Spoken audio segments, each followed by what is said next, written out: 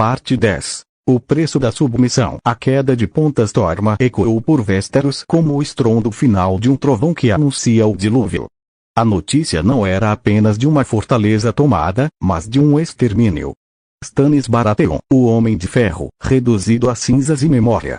Os dragões, criaturas de lenda, agora eram fatos aterrorizantes que vomitavam fogo do céu. E a Horda, uma força que desafiava a contagem, movia-se com uma fome insaciável. Khal Raghat não ficou para governar as terras da tempestade. Ele deixou para trás um cal de confiança e uma guarnição de 5.000 guerreiros para esmagar qualquer rebelião residual e integrar as terras ao seu domínio. O método era simples. As propriedades dos lordes que morreram defendendo Ponta Storma foram distribuídas aos Khosdothraki, que as governavam com brutalidade pragmática. O povo comum, os pequenos agricultores e pastores, tinham uma escolha obscura: aceitar os novos senhores, com seus costumes estranhos e punições severas, ou fugir para as florestas e morrer de fome. A viagem de volta a Porto Real foi uma procissão triunfal de terror. A coluna Dothraki, ainda maior com os espólios e escravos de Ponta Storma, moveu-se lentamente, uma serpente de aço e couro através das terras da coroa.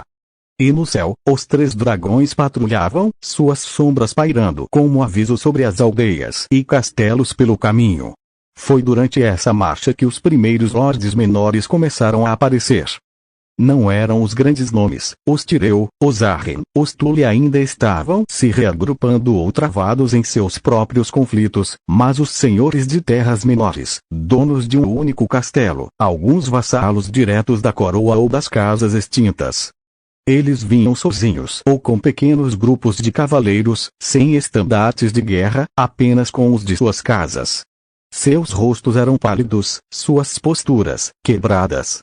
Eles se ajoelhavam na poeira da estrada, diante do garanhão branco de Rhaego, oferecendo pães e sal, quando tinham, ou simplesmente suas espadas.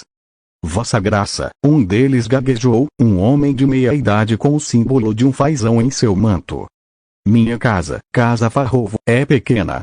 Nós juramos lealdade ao trono. Ao verdadeiro rei. Rogamos pela sua misericórdia e oferecemos nossa lealdade.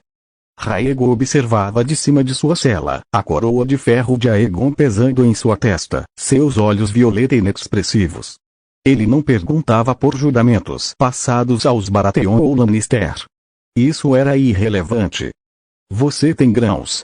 Rhaego perguntava, sua voz plana. Sim, Vossa Graça.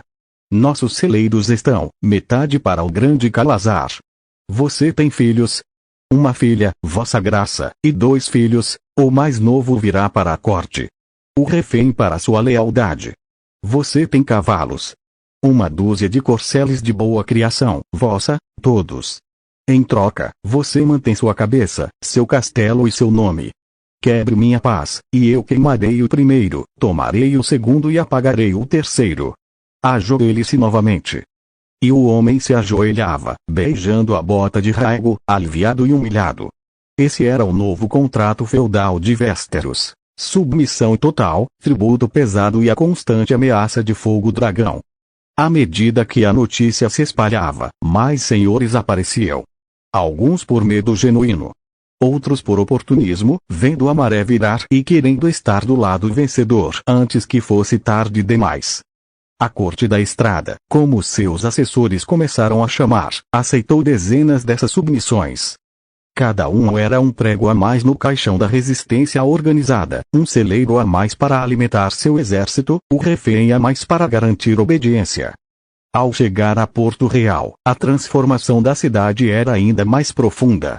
A migração Dothraki estava completa.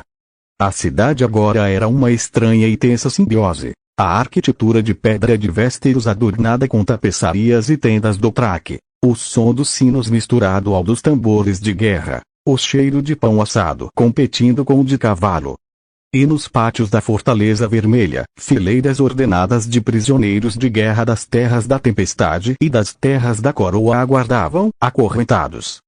Rhaego foi direto ao ponto. Em seus aposentos, diante de Daenerys, cada vez mais distante e sombria, e de seus principais cos, ele deu a ordem. Os fracos, os doentes, os velhos, matem. São peso morto.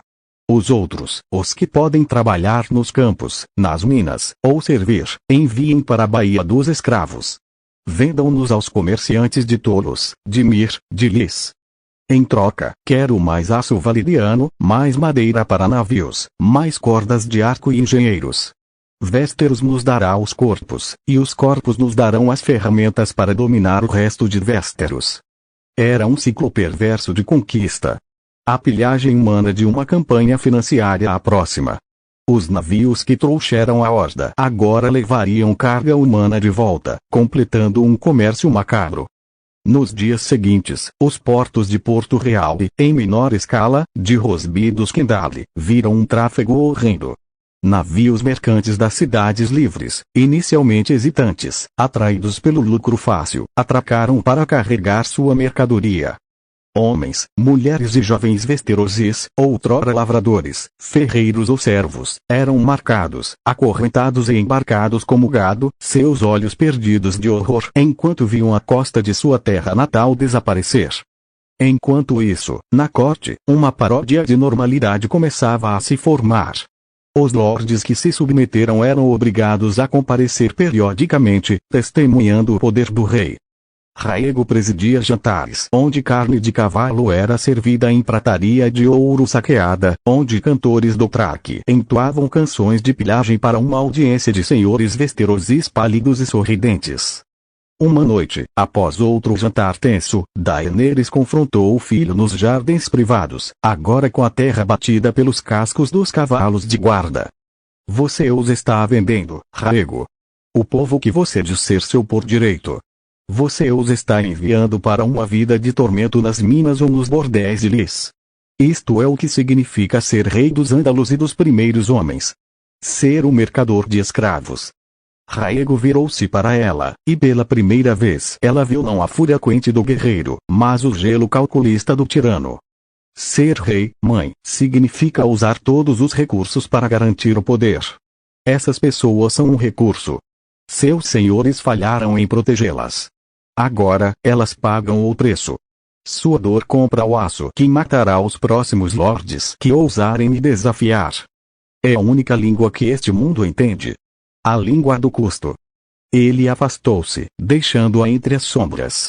Abaixo, na cidade, os gritos dos escravos sendo embarcados misturavam-se aos cantos de vitória do traque. Khal Ragaz não estava apenas conquistando Vésteros. Ele estava desmontando suas fundações e reconstruindo-as à sua imagem, tijolo por tijolo de sofrimento, sustentado pelo ouro do tráfico de vidas. O trono de ferro era seu, mas o reino que ele construía sobre ele era um pesadelo de chifres, fogo e correntes.